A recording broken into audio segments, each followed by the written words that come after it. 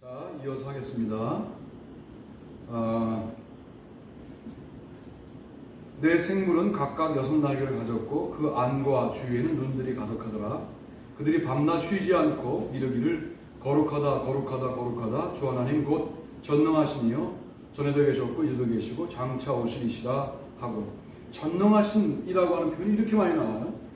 하나님 곧 전능하시니요 큰 권능을 잡으시고 왕노릇 하시도다. 11장 17절, 15장 이사야 15장 3절 거기도 보면 주 하나님은 곧 전능하신 이시요 이렇게 고백하죠. 계시록 16장 7절 또 내가 들으니 그러하다. 주 하나님 곧 전능하신 이시요 심판하시는 것이 참되시고 의로우시도다. 그 심판이 전능하신 분의 심판이라 참되고 의롭다 이렇게 고백합니다. 19장 6절 하나님 곧 전능하신 이가 통치하시도다. 지금도 전능하신 분이 통치하시는 지금인 거예요. 요한계시록은 그러니까 미래만 말하지 않고 지금도 하나님이 통치하신다 이런 것들을 강조한다는 거죠. 21장 22절 주 하나님 곧 전능하신 이와 및 어린 양이 그 성전이십니다 이렇게 말합니다. 그분들이 성전이세요. 또 역대상 11장 9절 만군의 하나님이 함께 계십니다. 다윗이 점점 강성하여 가느라 이런 표현들. 주 여호와 만군 하나님의 말씀이다. 너희는 듣고 야곱의 족속에게 증언하라. 아모스서. 이 표현들은 뭐 이제 원고와 PPT가 모두 있으니까 넘어가겠습니다. 요한계시록 1장 9절로 20절이 위임 환상입니다.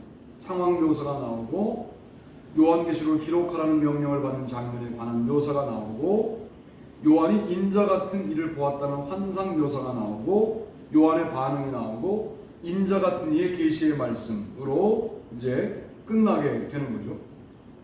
두려워하지 말라 위로의 말씀, 계시자의 자기소개, 또 한 번 나오는 기록 명령, 환상에 대한 해석 이렇게 진행이 됩니다. 1장 9절 나 요한은 여러분의 형제며 예수 안에서 고난과 다스리심과 견딤에 동참하는 자입니다. 나는 하나님의 말씀과 예수에 관한 증언 때문에 반모라는 섬에 있게 되었습니다 라고 표현합니다. 여기서 나 요한이라는 말과 여러분의 형제라는 말이 중요합니다.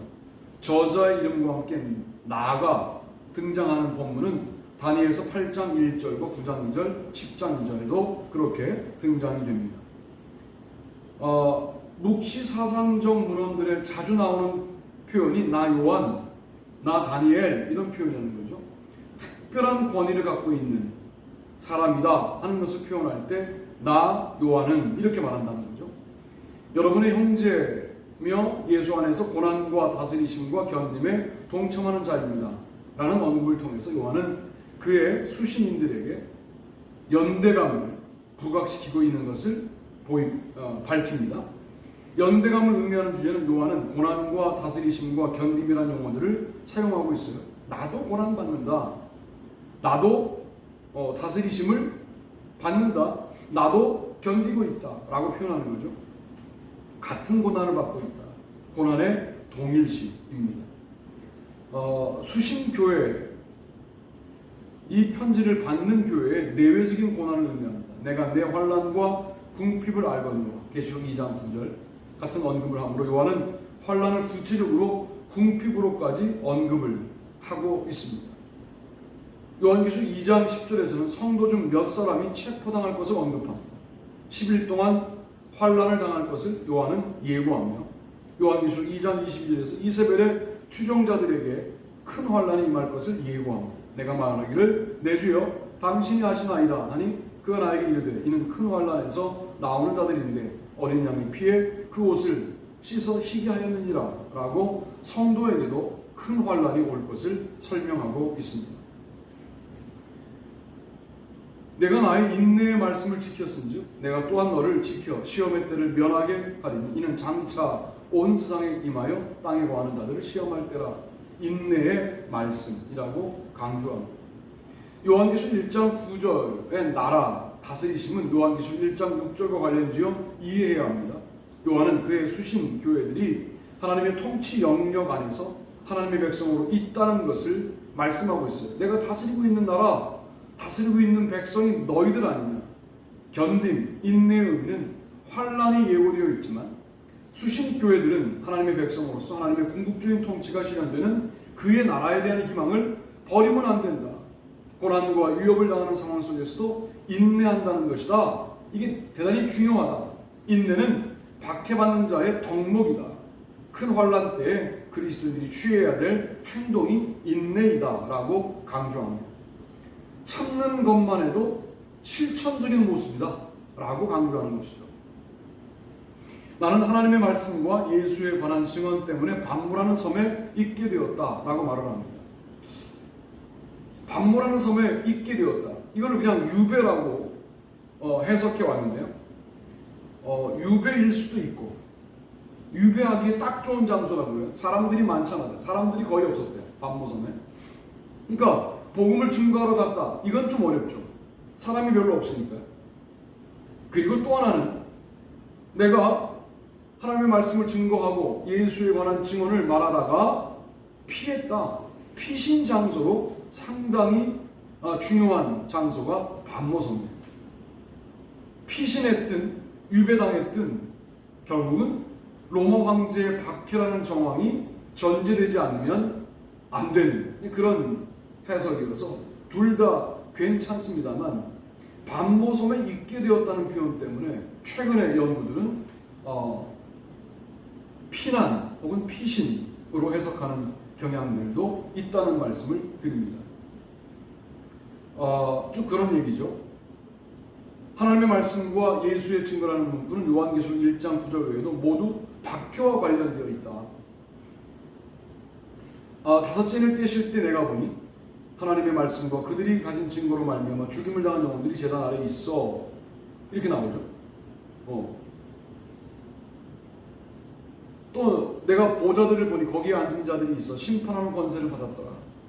내가 보니 예수를 증언함과 하나님의 말씀 때문에 목배임을 당한 자들의 영혼과 짐승과 그 우상 경배하지 아니하고 그의 이마에 와 손에 그의 표를 받지 아니한 자들이 살아서 그리스도와 더불어 1000년 동안 왕노릇하니 20장 4절. 그러나 박해가 있어서 유배당했다. 유배로만 해석되지 않고 박해 때문에 피신했다라고도 볼 수 있어서 이 박해라는 정황으로 보면 유배든 피신이든 두 해석이 모두 가능한데 로마 제국과 소아시아 교회 사이에 심각한 갈등이 있다는 것을 우리는 감지하고 박해로도 읽을 수 있고 피신으로도 읽을 수 있다. 이렇게 해석하면 좋겠습니다.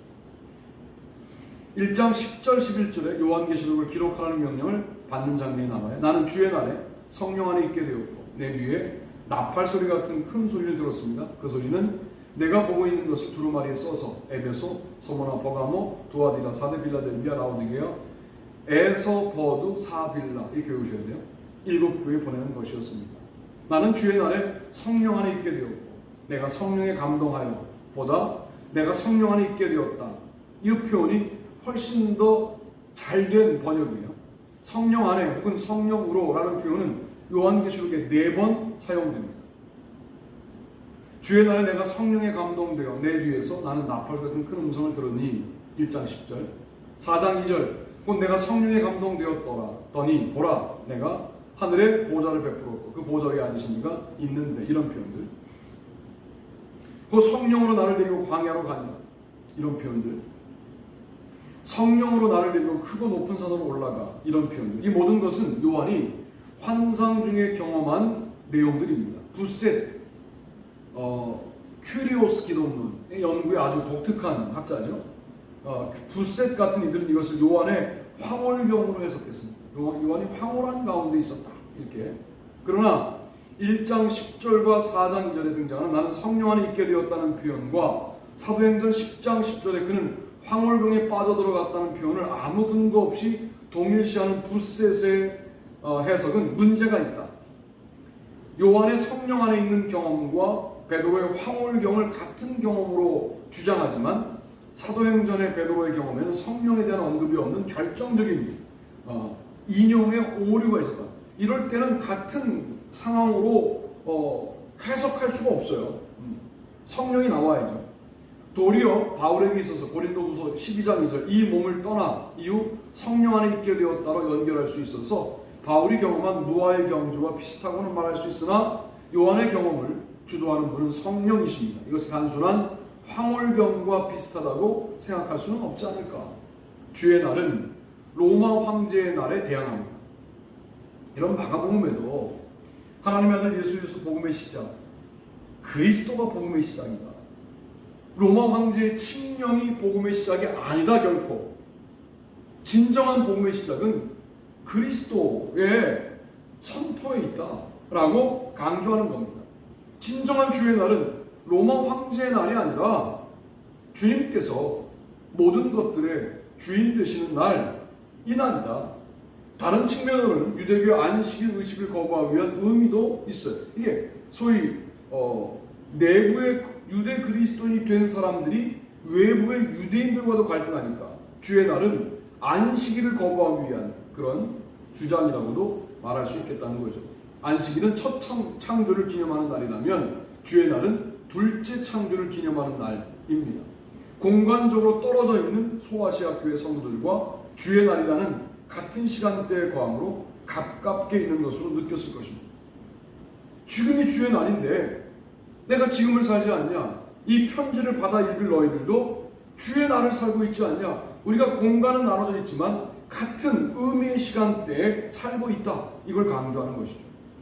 내 귀에 나팔 소리 같은 큰 소리를 들었습니다. 이 표현은 나팔 소리는 주로 하나님의 현현과 관계되어 있는 그런 표현입니다. 이런 표현들은 시편, 요엘서, 스가랴서, 시편의 이사야서에 골고루 나오고 있죠.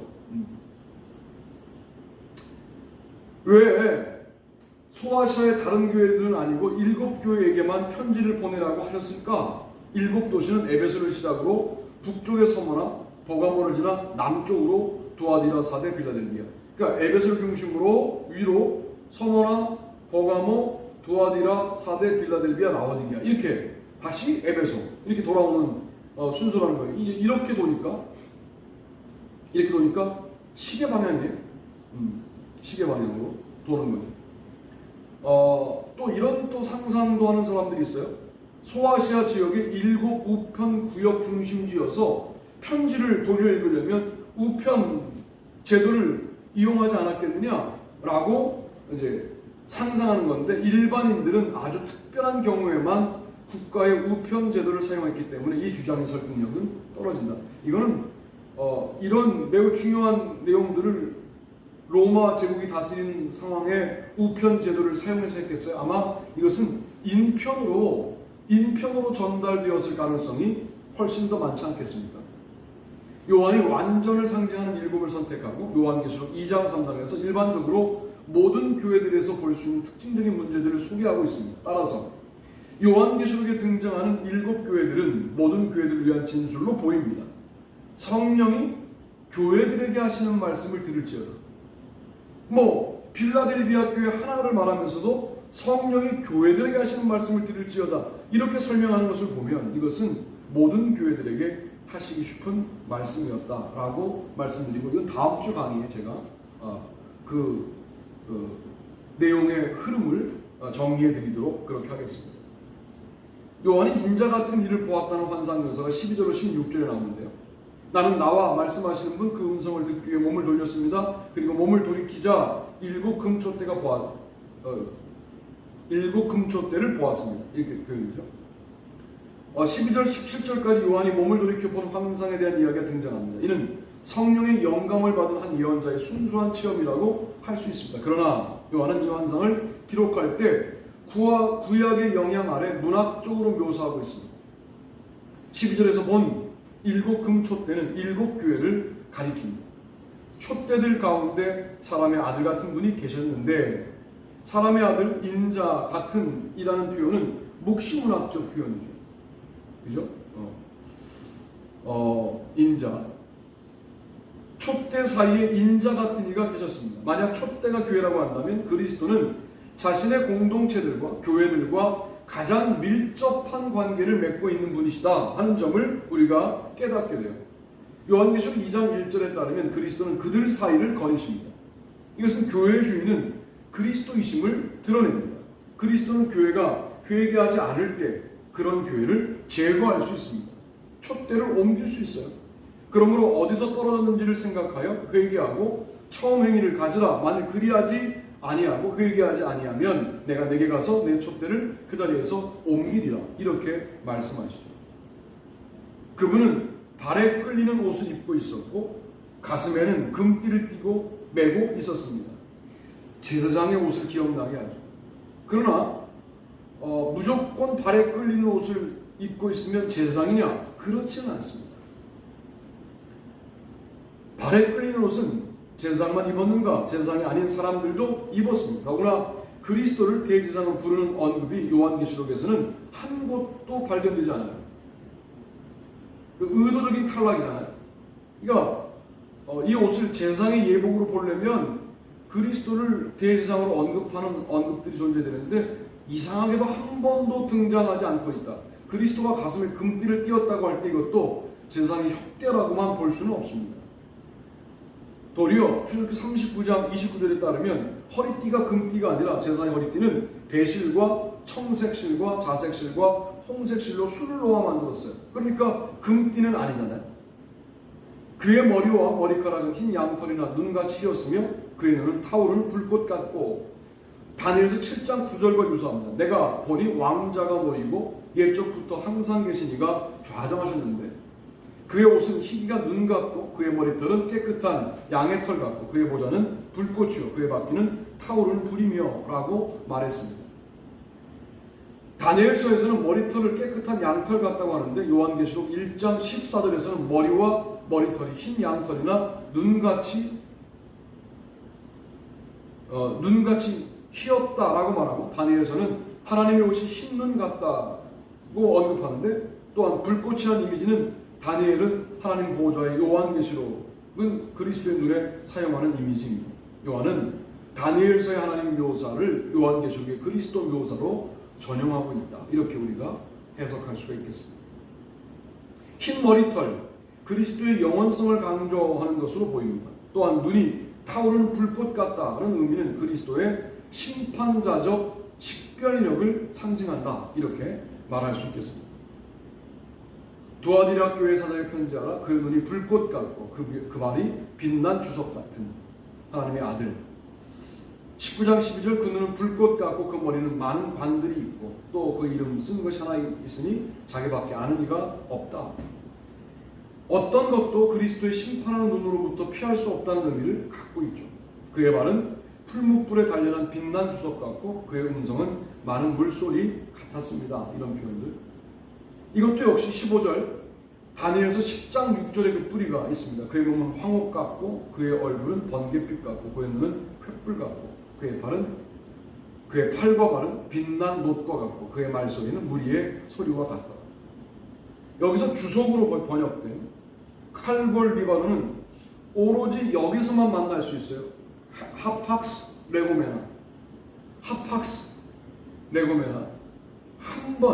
한 번 사용되는 말이라는 뜻이에요. 이거 매우 중요하죠. 양식 비평에서 매우 중요한 개념이에요. 한 번만 쓰여진 말이어서 중요하지 않다 이렇게 넘길 수도 있고 한 번만 쓰였으므로 꽤 의도적이다. 꽤 의도적으로 매우 독특한 단어를 썼다 이렇게 해석할 수도 있거든요. 그저 주석으로 번역하였지만 아직도 정확한 뜻을 알 수 없는 게 칼골 리바노라는 단어예요. 문자적 의미로는 레바논의 동, 레바논의 굴이라는 뜻입니다. 정확한 뜻은 알 수 없지만 이것은 그리스도의 힘과 안전성을 의미한다 정도로 해석할 수 있을 것 같습니다. 하나님의 음성을 무리의 소리와 같다고 다니엘과는 달리 요한계시록은 많은 물소리 같다 이렇게 말합니다. 이것은 마치 눈앞에서 쏟아지는 폭포수를 연상하게 합니다. 그리스도의 말씀은 위엄이 있으며 듣는 사람에게 경외감을 일으킵니다. 요한계시록 1장 14, 15절은 다니엘서 7장 9절과 10장 5절 6절의 인자 같은 이의 모습을 올리워진, 승귀, 승천하신, 존귀해지신 그리스도의 묘사에 전용하고 있는 거죠. 올리워진 그리스도가 하나님과 같은 권력과 중재자 역할을 하고 있음을 강조하고자 한 것입니다. 요한은 하나님을 그리스도 안에서 자신을 계시하는 분으로 소개하고 있는 겁니다. 그의 입에 좌우가 날카로운 칼이 나오고 있었고 요한계시록 입에서 칼이 나온다라고 주장합니다. 이사야 49장 2절에도 등장하는 입과 칼이 동일시된 것과는 차이를 보입니다. 그 입이 칼이다. 이렇게 이제 이사야서는 말하는데 이사야 11장 4절에 입의 막대기가 심판의 도구로 사용되는 것과도 깊은 관련이 없어 보입니다. 이럴 때 우리는 요한계시록 본문에서 그 증거 본문을 찾아보는 원칙을 고수해야 합니다. 그러므로 회개하라 그러지 않으면 내가 내게 속히 가서 내 입의 검으로 그들과 싸우리라. 이것은 니고로당을 심판하시는 기능을 그리스도의 입의 검이 하는 것으로 언급되는 장면인데 그의 입에서 예리한 검이 나오니 그것으로 만국을 치겠고 친히 그들을 철장으로 다스리며 또 친히 하나님 곧 전능하신 이의 맹렬한 진노의 포도주틀을 밟겠고 19장 15절 그 나머지는 말탄 자의 입으로부터 나오는 검의 죽음의 모든 새가 그들의 살로 배불리더라. 19장 21절 이 두 본문에서도 입의 검은 그리스도의 재림과 마지막 심판 시에 심판의 도구로 입의 검이 사용되고 있는 것으로 나옵니다. 한편 살후 2장 8절에 보면 그때 불법한 자가 나타나리니 주 예수께서 그 입의 기운으로 그를 죽이시고 강림하여 나타나심으로 패하시리라는 구절이 등장합니다. 여기서 입의 기운이라는 표현에 주목합시다. 입의 기운으로 적대자고 불법한 자를 죽일 것이다. 요한계시록의 입의 검도 적대자를 섬멸하는 지체입니다. 그렇다면 요한은 바울 전통에서 이어져 오는 적대자를 섬멸하는 입과 묵시문학 전통에서 이어져 오는 칼의 이미지를 결합하여 입의 칼로 서술하고 있다. 이렇게 우리가 연결하여 해석할 수 있겠습니다. 심판의 의미다. 그 얼굴은 해가 그 능력으로 빛나는 것 같았습니다. 사사기 5장 31절에 그리스도의 영광을 나타내는 상징인데요. 여호와여 주의 원수들은 다 이와 같이 망하게 하시고 주를 사랑하는 자들은 해가 힘있게 도듬갑게 하시옵소서 하며 그 땅이 40년 동안 평온하였더라.